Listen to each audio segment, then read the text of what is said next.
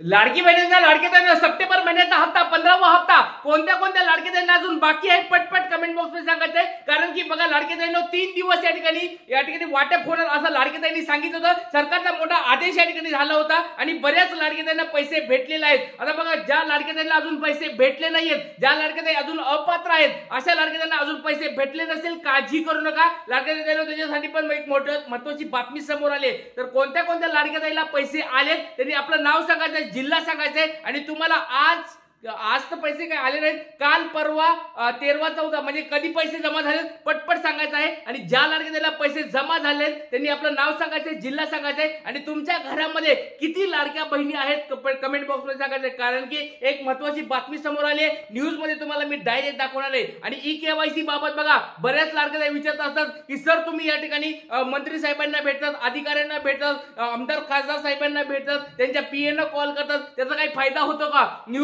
News चॅनलच्या रिपोर्टरला तुम्ही call करून विचारतात त्याचा काही फायदा होतो का? आपल्या ज्या मागण्या तुम्ही मांडत आहात त्याचा काही फायदा होतो का? तर लाडक्या बहिणींनो 100% तुम्हाला सांगतो फायदा त्याचा होतो।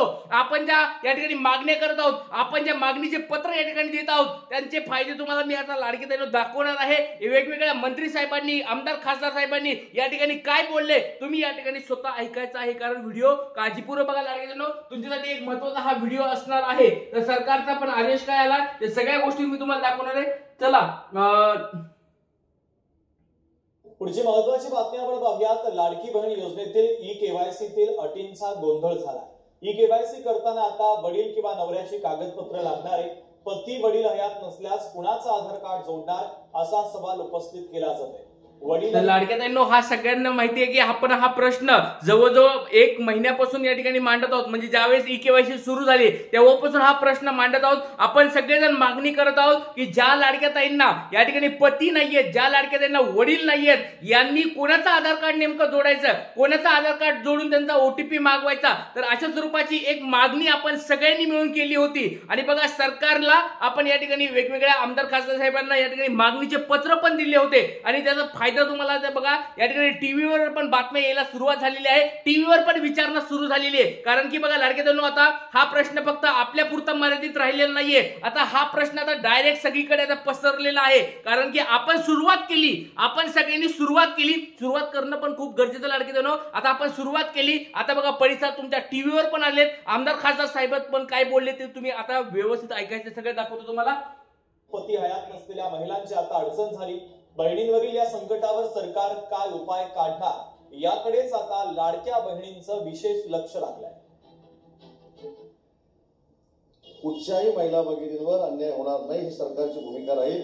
ज्या पात्र महिला भगिनी आहेत त्यांना मुख्यमंत्री माझी लाडकी बहीण योजनेमधनं काही जर अडचणी निर्माण होत असतील पात्र महिला भगिनींना तर त्यासाठी सरकार नक्की पुढाकार घेईल। मी स्वतः त्या खात्याच्या मंत्री माननीय आदित्य तटकरेंशी मी चर्चा करेन आणि या संदर्भात एक बैठक लावायला सांगेन। बघा लाडक्या ताईंनो तुम्हाला वाटलं समजलं असेल लाडक्या ताईंनो, पहिली या ठिकाणी मंत्री साहेबांची या ठिकाणी न्यूज आलेली आहे। मी स्वतः ज्या मागण्या या ठिकाणी आपण मांडत आहोत त्या मागण्यावर मी चर्चा आदित्य तटकरे यांच्याशी, महिला व बालविकास मंत्री यांच्याशी मी स्वतः करणार आहे असं आमदार साहेबांनी सांगितलेलं आहे। बघा खूप महत्त्वाची बातमी, बघा एका आमदार साहेबांनी स्वतः या ठिकाणी पुढाकार घेतलाय आणि ते सांगायला सुरुवात केली। आणि यांना आपण सगळ्यांनी बघा खूप साऱ्या वेगवेगळ्या माध्यमातून आपण या ठिकाणी माहिती पोहोचवलेली आहे आपल्या सगळ्यांची ही लाडकी बहिणींनो।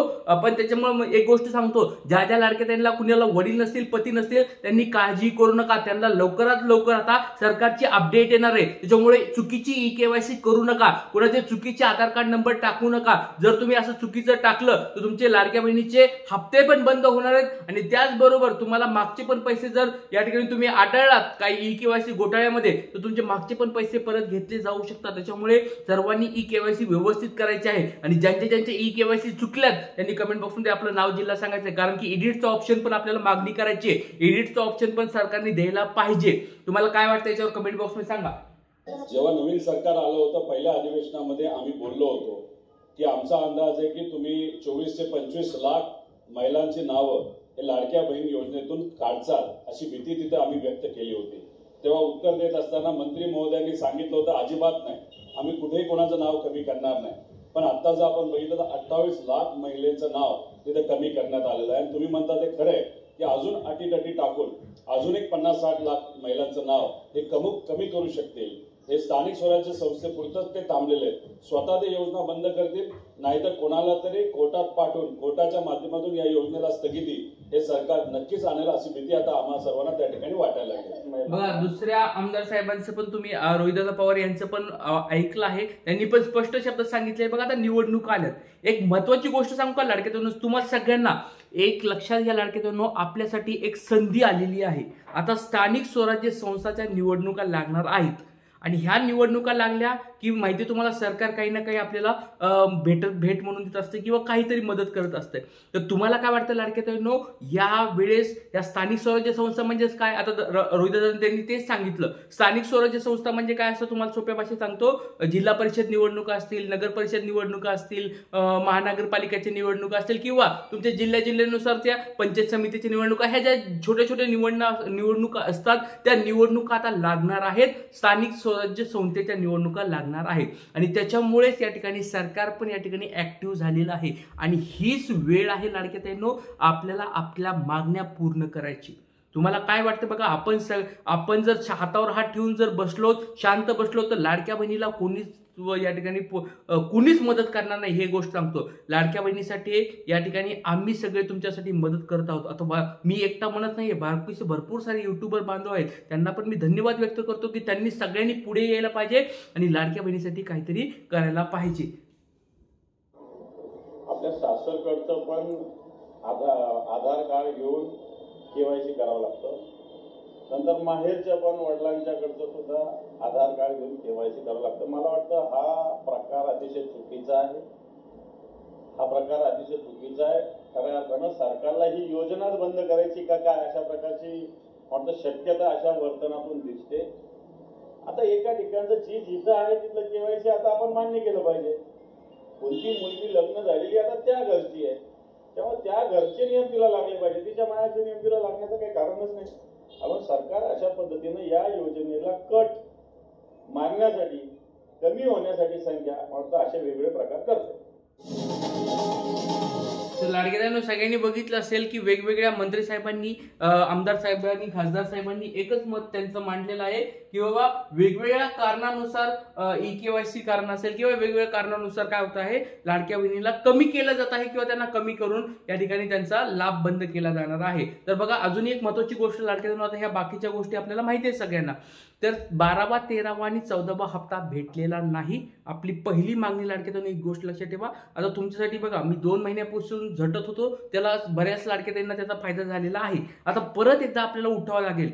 मला स्वतःलाच उठावं लागणार आहे लाडक्या बहिणींनो, कारण की बऱ्याच लाडक्या बहिणींना मी मागच्या वेळेस विचारलं होतं, पुण्यामध्ये कोणी आहात का? पुण्यामध्ये जर कोणी असताल तर आपण एकत्र येऊन या ठिकाणी आमदार साहेब, खासदार साहेबांना भेटून, नगरसेवकांना भेटून आपण पत्र देऊया. तर पहिली मागणी आपली लाडक्या बहिणींनो हीच असणार आहे की 12वा, 13वा, 14वा हप्ता भेटायला पाहिजे. दुसरी आपली मागणी आहे, ज्या लाडक्या बहिणीला वडील नाहीत, पती नाही, त्यांचा लवकरात लवकर त्यांचा आधार कार्ड अपडेट कोणता करायचा, त्यांच्यासाठी ऑप्शन लवकरात लवकर द्यायला पाहिजे. आणि तिसरी महत्वाची गोष्ट म्हणजे ज्या शेतकरी आहेत त्यांना पण दिवाळी निमित्त काहीतरी पैसे द्यायला पाहिजेत. या 3 महत्वाच्या गोष्टी आहेत लाडक्या बहिणींनो. अजून तुम्हाला काय वाटतंय, ऍड करायच्या असतील मागण्या तर कमेंट बॉक्समध्ये सांगा. त्या मागण्या आपण मांडणार आहोत सरकारकडे आणि त्याच्यावर आपल्याला नक्कीच या ठिकाणी फायदा करून घ्यायचा आहे. कमेंट बॉक्समध्ये सर्वांनी सांगायचंय. जय हिंद, जय महाराष्ट्र, जय शिवराय, श्री